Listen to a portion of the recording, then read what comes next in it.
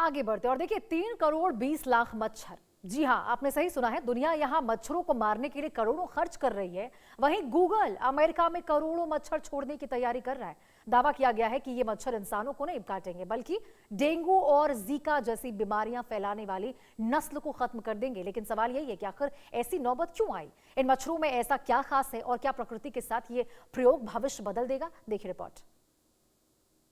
दुनिया के सबसे खतरनाक जीवों में से एक, हर साल लाखों लोगों की मौत का कारण बनने वाले मच्छरों के खिलाफ अब तकनीक की दुनिया से एक नई लड़ाई शुरू हो गई है। गूगल की सहयोगी कंपनी के डिबग प्रोजेक्ट के तहत विशेष मच्छरों को छोड़ने की योजना पर काम किया जा रहा है। इस कार्यक्रम का लक्ष्य मच्छरों से फैलने वाली बीमारियों के खतरे को कम करने के लिए तकनीक विकसित करना है। कंपनी ने अमेरिका के फ्लोरिडा और कैलिफोर्निया में अगले 2 वर्षों के दौरान प्रयोगशाला में तैयार किए गए 3 करोड़ 20 लाख मच्छरों को छोड़ने की अनुमति मांगी है।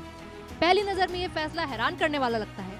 आखिर जब पूरी दुनिया मच्छरों को खत्म करने में लगी है, तो कोई कंपनी करोड़ों नए मच्छर क्यों छोड़ेगी? इसका जवाब छिपा है एक खास वैज्ञानिक तकनीक में। ये सामान्य मच्छर नहीं है, ये एडिस एजिप्टी प्रजाति के नर मच्छर है। यही प्रजाति dengue, Zika, chikungunya, yellow fever और अन्य खतरनाक बीमारियां फैलाने के लिए जिम्मेदार मानी जाती है। सबसे अहम बात, नर मच्छर इंसानों को काटते ही नहीं, खून सिर्फ मादा मच्छर पीते हैं। इन नर मच्छरों में वोल्बाकिया नाम का एक प्राकृतिक बैक्टीरिया मौजूद होता है। यही बैक्टीरिया पूरी रणनीति की कुंजी है। बैक्टीरिया प्रकृति में मौजूद है, तो नया क्या है? ये कोई जेनेटिक मॉन्स्टर मच्छर नहीं है और ना ही कोई नई प्रजाति बनाई गई है। असल में वोल्बाकिया नाम का बैक्टीरिया प्रकृति में करोड़ों वर्षों से मौजूद है और कई प्रकार के कीटों में पाया जाता है। वैज्ञानिकों ने पाया कि अगर इस बैक्टीरिया वाले नर मच्छरों का मिलन सामान्य मादा एडिस एजिप्टी मच्छर से हो, तो अंडे तो बनते हैं, लेकिन उनसे बच्चे नहीं निकलते। यहीं से विज्ञान की भूमिका शुरू होती है। वैज्ञानिक प्रयोगशाला में करोड़ों ऐसे नर मच्छरों की ब्रीडिंग करते हैं, उनमें वोल्बाकिया बैक्टीरिया बनाए रखते हैं। फिर अत्याधुनिक मशीनों की मदद से नर और मादा को अलग किया जाता है।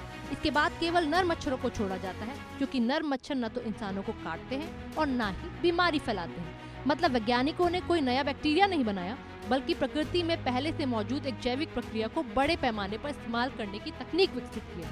लक्ष्य मच्छरों की संख्या बढ़ाना नहीं, बल्कि ऐसी नस्ल पैदा करना है जिसकी अगली पीढ़ी ही जन्म ले सके। यानी बीमारी फैलाने वाली इस प्रजाति की आबादी को धीरे धीरे कम करना है। वैज्ञानिकों का कहना है कि पारंपरिक तरीके अब पहले जितने प्रभावी नहीं रहे। दुनिया के कई हिस्सों में मच्छरों ने कीटनाशकों के प्रति प्रतिरोधक क्षमता विकसित कर ली है। दूसरी तरफ शहरीकरण, जलवायु परिवर्तन और बढ़ते तापमान ने मच्छरों के फैलाव को और आसान बना दिया है। यही वजह है कि वैज्ञानिक नए विकल्प तलाश रहे हैं। डिबग प्रोजेक्ट का दावा है कि ये तकनीक कीटनाशकों के अंधाधुंध छिड़काव से ज्यादा सटीक है, क्योंकि इसमें केवल एक खास प्रजाति को निशाना बनाया जाता है।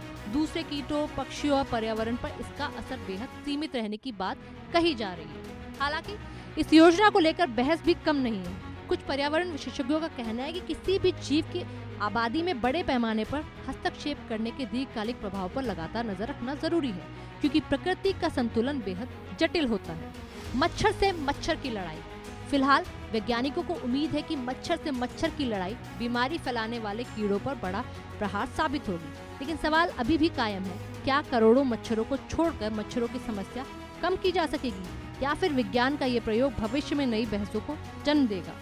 मच्छरों को नियंत्रित करने के लिए मच्छर छोड़ने का ये विचार सुनने में विज्ञान कथा जैसा जरूर लगता है, लेकिन आने वाले वर्षों में ये तकनीक दुनिया भर में डेंगू, जीका और दूसरी मच्छर जनित बीमारियों के खिलाफ बड़ा हथियार बन सकती है। यानी ये कहानी मच्छर पैदा करने की नहीं, बल्कि उनकी वंशपेल रोकने की। प्रकृति के एक पुराने बैक्टीरिया को तकनीक की ताकत देकर बीमारी फैलाने वाले मच्छरों के खिलाफ उतारा जा रहा है। यानी जहर नहीं, बल्कि जैविक रणनीति से मच्छरों पर वार।